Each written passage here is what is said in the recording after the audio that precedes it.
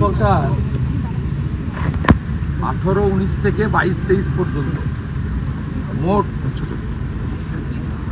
Tax revolution, grand IGST, SGST এবং GST compensation শেষ মিলিয়ে 6,48,00,000 টাকা, 6.48 লক্ষ কোটি টাকা,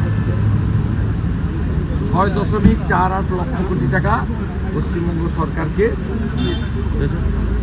এরা মূলত যে কারণগুলির জন্য এরা অসুবিধায় পড়ছে, এরা আগে সেন্ট্রালের শেয়ারটাকে নিয়ে অ্যাকাউন্টে রেখে দিত, তার সুদের টাকায় খেলা মেলা দান খেলা পূজা পার্বণ এসব করছে,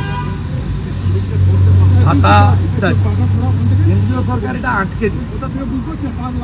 তারা প্রত্যেকটা রাজ্যেই ফাইন্যান্সিয়াল ডিসিপ্লিন চালু করেছে, যার মধ্যে এরা আসতে রাজি নয়।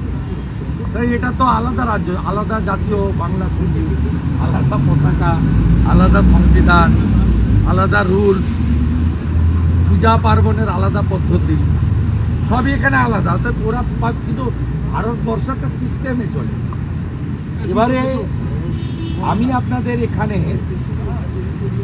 শুধু উদাহরণ দিয়ে বলছি কয়েকটা স্কিম। এনডিএ ভার্সেস ইউপিএ 2004 থেকে 14 আর 2023-এর 31 মার্চ পর্যন্ত মানরেগা ইউপিএ দিয়েছে 14,985 কোটি, এনডিএ দিয়েছে 54,150 কোটি। প্রধানমন্ত্রী গ্রাম সড়ক ইউপিএ দিয়েছে 5,431 কোটি, এনডিএ দিয়েছে 1,051 কোটি। প্রধানমন্ত্রী আবাস যোজনা 4,466 কোটি টাকা দিয়েছে, আইএওয়াই ছিল ইন্দিরা আবাস যোজনা, আর 30,000 কোটি টাকা ইতিমধ্যে ইউটিলাইজেশন দিয়েছে। এবং আমি এখানে উত্তর চেয়েছিলাম। প্রথমত অর্থমন্ত্রী ছিলেন না, এটা কারণ যে প্রস্তাব মাননীয় নির্মল ঘোষ এনেছিলেন তাতে আবাস এবং অন্যান্য স্কিমের উপরে বলা হয়েছে, শুধু আবাস নয়।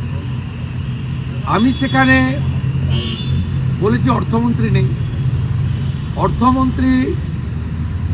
নেই, তারপরেও আপনাকে আমি যদি প্রত্যেকটা স্কিমের ডিটেলসে এখানে আপনাকে দেখাই, আপনি দেখবেন যে এখন অবধি প্রায় 47 লক্ষ ইউনিট প্রধানমন্ত্রী আবাস গ্রামীণ এবং আরবান দিয়েছে, যার ইউটিলাইজেশন দিয়ে টাকা নেওয়া হয়েছে। তার উত্তর মাননীয় প্রদীপ মজুমদার দিতে পারেন।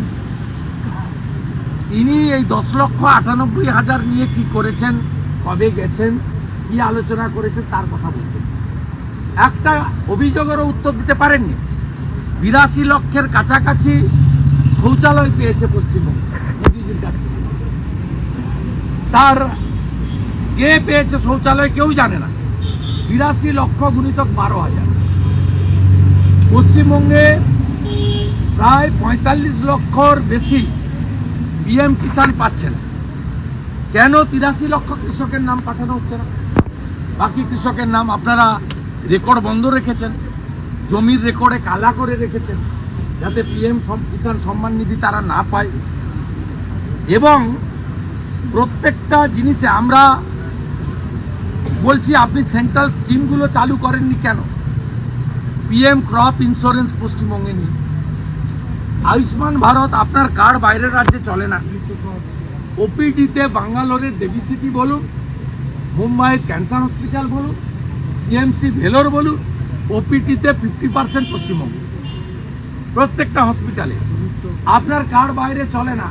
আপনি আয়ুষ্মান ভারত কেন অ্যাটলিস্ট আউটসাইড বেঙ্গল চালু করছেন? আপনি কেন তাঁত শিল্পী আমাদের নাই নাপিত কারিগর যারা মালাগাথে, মালাকার থেকে সোনার কাজ করে, স্বর্ণকার থেকে কাঠের কাজ করে, যারা বিভিন্ন হাতের কাজ করে, জঙ্গল মহলে কাজ করে, শালপাতার বাটি থালা, নানা ধরনের কারিগর যারা মূলত শিডিউল কাস্ট এবং স্বর্ণকার, মালাকার ইত্যাদি সমাজ, আমাদের ধোবি নাপিত, কুম্ভকার, স্বর্ণকার, মাটির হাড়ি তৈরি করে, প্রচুর তাঁত শিল্পী এই রাজ্যের। আপনি বিশ্বকর্মা যোজনা ডিএমদেরকে দিয়ে মিটিং করাচ্ছেন না, 6 লক্ষ পেন্ডিং, তার কোনো উত্তর নেই। আমি তো বলছি, আমি বলেছি যে আপনি মুর্শিদাবাদে চলে যান, একটা জেলা উদাহরণ দিচ্ছি, বেলডাঙ্গার এক প্রধান একা 17টা বাড়ি নিয়েছে এর আগে, ইউটিলাইজ। কাবিলপুরের প্রধান ছিলেন সাগরদিঘি, একা আত্মীয় স্বজন মিলে 35টা বাড়ি নিয়েছে।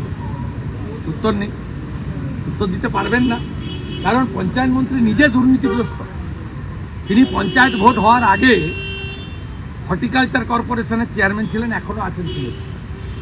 তিনি নিজে মানরেগায় গাছের চারা সাপ্লাই দিয়েছেন, 40 টাকার নারকেল চারা 250 টাকা করে দিয়েছেন, 22 টাকার পেয়ারা চারা 85 টাকা করে দিয়েছেন।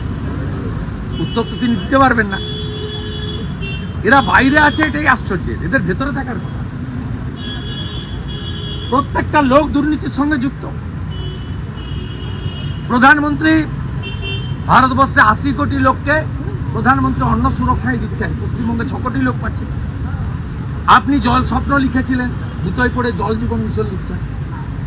আপনি বস্তাতে প্রধানমন্ত্রী অন্ন সুরক্ষা লিখবেন না বলেছিলেন রেশনে, এখন দুটোই পড়ে পীযূষ গোয়েলকে লিখছেন যে এখন থেকে কেন্দ্রের পাঠানো ব্যাগ আমরা ব্যবহার করব। এই যে দম্ভ উদ্ধত্ত, এটাই হচ্ছে আপনাদের পতনের কারণ।